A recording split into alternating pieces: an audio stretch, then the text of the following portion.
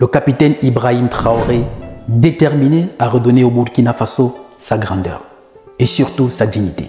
Tout comme le colonel Assimi Goïta au Mali ou encore le général Tiani au Niger, ils sont déterminés à redonner à leur pays leur grandeur et à leur peuple leur dignité.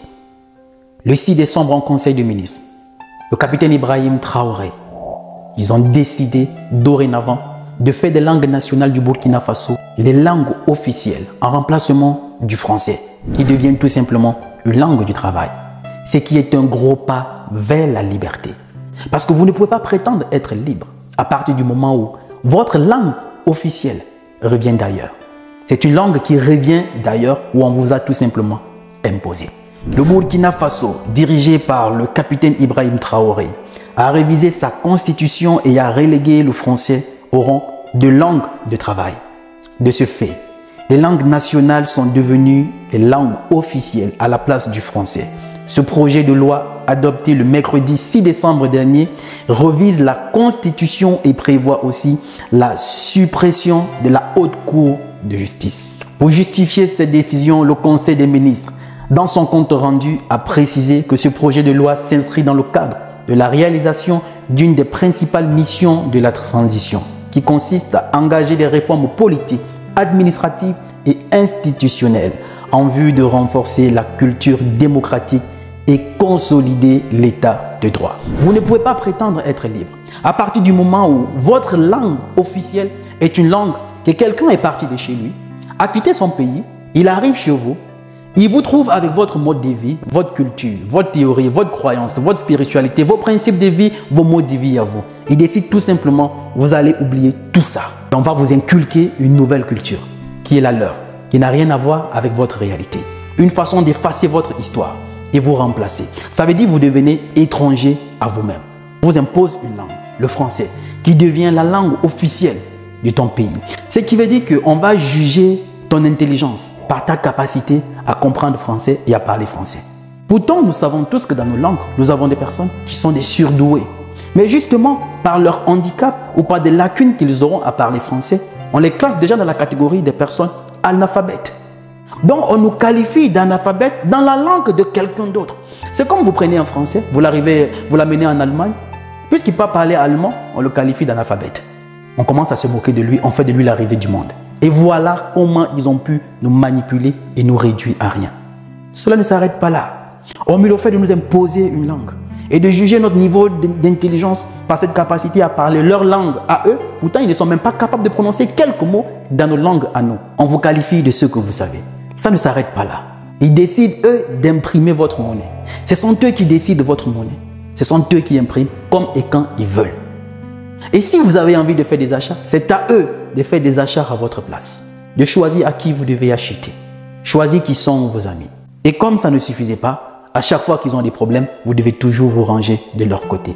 Comme pour dire que leurs ennemis doivent automatiquement être votre ennemi. Même si vous n'avez rien à voir avec ceux qui les opposent à leur ennemi. On l'a vu récemment avec le conflit en Ukraine. Les pays africains qui n'avaient pas voté pour des sanctions contre la Russie devaient eux aussi se retrouver sanctionnés par les États-Unis ou la France. Et on appelle ça libre. Je ne pense pas. Et aujourd'hui, on a à la tête de nos États une nouvelle génération qui a appris des erreurs du passé de nos aînés, de nos grands-parents. Comme disait M. Laurent Gbagbo, que l'erreur que la plupart de nos dirigeants font, c'est qu'ils n'apprennent pas de notre histoire, ils n'apprennent pas de notre passé, ils n'apprennent pas des erreurs des autres. Mais on a une nouvelle génération de jeunes, conscients, déterminés, mais surtout décomplexés. Ils ont appris des erreurs de nos parents. Et on dit, ce qu'ils ont fait à nos parents, à nous, ils ne la feront pas. Alors ils décident de redonner à l'Afrique, à leur pays, sa grandeur. Mais on a encore à la tête de quelques États, certains parents, qui sont encore dans cette idéologie-là de dominance, d'avoir un maître, de demander l'autorisation au maître, qui sont un frein pour cette nouvelle génération qui décide de redonner sa grandeur à l'Afrique. Comme vous avez un parent à la maison, qu'un parent d'un autre enfant est venu, a brisé vos règles à la maison, a tout changé, et dit à partir d'aujourd'hui, c'est ce que vous devez faire. Et vous avez grandi sous cette injustice-là. Aujourd'hui, devenu grand, vous dites ça suffit comme ça. Et vous réussissez à mettre l'ennemi de côté. C'est votre propre père qui vous étouffe. Vous dit non, vous allez vivre comme ça, c'est le meilleur modèle de vie. À vous-même de comprendre. Et aujourd'hui, le Burkina Faso, le Mali, le Niger frappe le poing sur la table et dit ça suffit comme ça. On va redonner à nos peuples leur grandeur. On va redonner à notre pays sa dignité. Cela a commencé par l'effet parti déjà du Mali. Et ça n'a pas été facile parce qu'ils ont compris. Voilà pourquoi il y avait sanctions, pression des CEDEAO. Mais ces jeunes dirigeants ont insisté, ont dit nous sommes déterminés. Mais surtout, ont incité le peuple à comprendre le but de leur lutte. On a besoin de vous. Sans vous, on n'y arrivera pas. Parce que là, c'est notre destin, c'est notre avenir qui se joue là. Et c'est ensemble qu'on peut y arriver. Et le peuple s'est levé comme un seul homme derrière tous les dirigeants. Parce qu'il faudra rappeler que la lutte du capitaine Traoré, du colonel Assimi Goïta ou encore du général Tiani n'a eu de sens que parce que le peuple s'est levé. Et ils ont refusé toute forme de manipulation. Pour partir du Mali, ça a été un combat. Pour partir du Burkina Faso, ça a été un combat. Ou encore du Niger, ça a été un combat. Imaginez, quelqu'un qui dit vous avez des problèmes, je viens vous aider.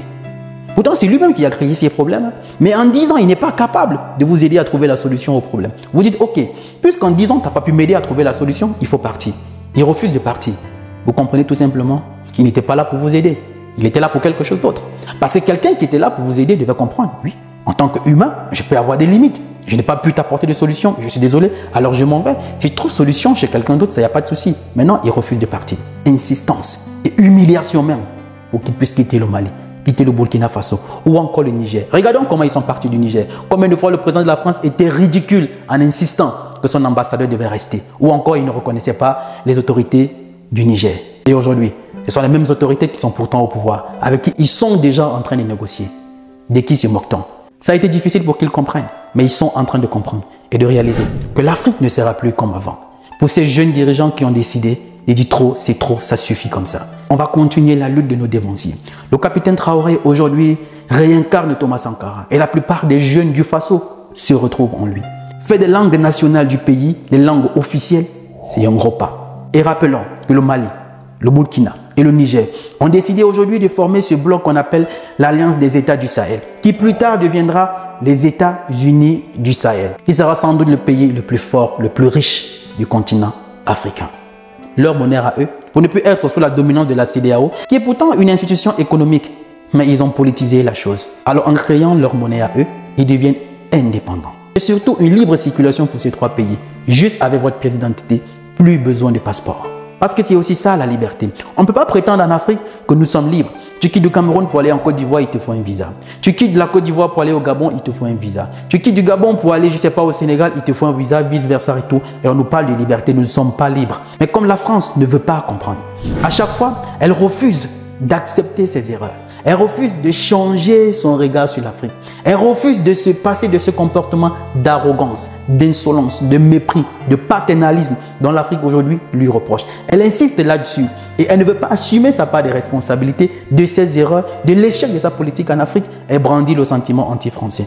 Comme si les Africains avaient un problème avec la France. Non, ne sont pas dans un combat de personnes, un combat de pays, mais un combat d'idées, un combat de politique. Et ils brandissent toujours le sentiment anti-français. Rappelez-vous, dans ces trois pays, à chaque fois qu'on s'oppose à la France, on dit vous allez partir, qu'est-ce qu'ils font? Ils disent qu'il faut, voilà, il faut évacuer nos ressortissants. À croire que les ressortissants français avaient des problèmes en Afrique. Ils n'ont jamais eu des problèmes en Afrique. Aucun ressortissant français en Afrique, on a déjà touché à son grain de cheveux. Contrairement à ce que les nôtres subissent un peu partout chez eux. Le continent africain, c'est le continent le plus hospitalier. Les Africains sont ceux qui oublient le plus vite et qui embrassent tout le monde.